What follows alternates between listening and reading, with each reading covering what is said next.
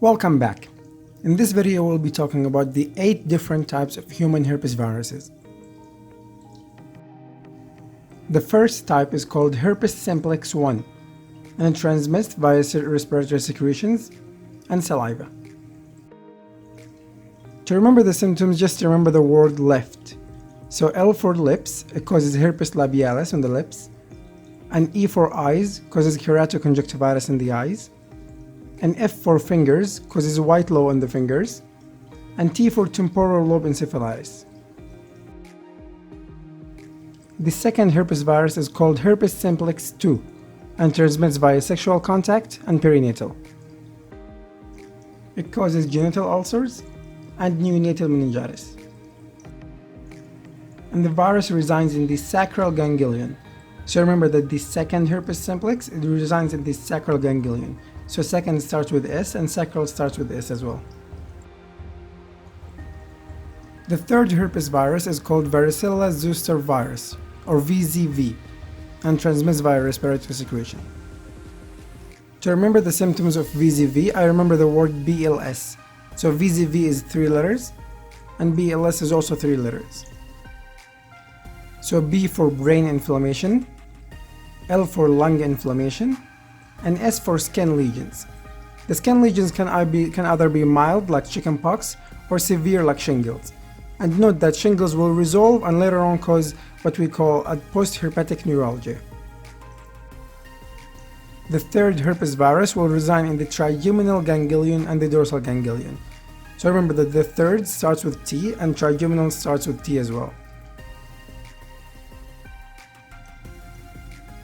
Herpes number 4 is called Epstein-Barr virus and transmits via respiratory secretions or saliva, and it's commonly called kissing disease because it has high prevalence in teenagers.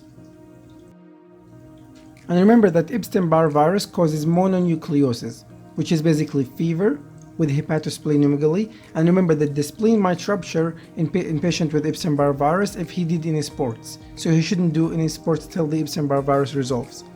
Also pharyngitis and lymphadenopathy, mainly in the posterior cervical lymph nodes. Epstein-Barr virus infects B cells, so remember that Barr starts with B and B cells will start with B as well. And this increases the chance of lymphomas and nasopharyngeal carcinomas. And it's very important to know that herpes number 4 has positive monospot test. Herpes number 5, also known as Cytomegalo virus, well, it's number 5, so it has 5 ways of transmission, and they are congenital, sexual intercourse, saliva, urine, and organ transplant. Cytomegalo virus loves immunocompromised patients. To remember the symptoms, I remember that cytomegalo virus is associated with sight, so vision, so it causes retinitis with cotton wool exudate in the retina, and causes owl eyes inclusions in certain cells. So all symptoms are associated with eyes, which are for sight. Cytomegalo virus have negative monospot test. Herpes number 6 and number 7 don't have any specific name, and they transmit via saliva. And their symptoms, they cause something we call roseola infantum, which is basically a high fever, and then the fever would resolve and the patient would have rash afterwards. So if you have a history of fever, then the fever went away and then the patient presented with rash, think of herpes number 6 and number 7.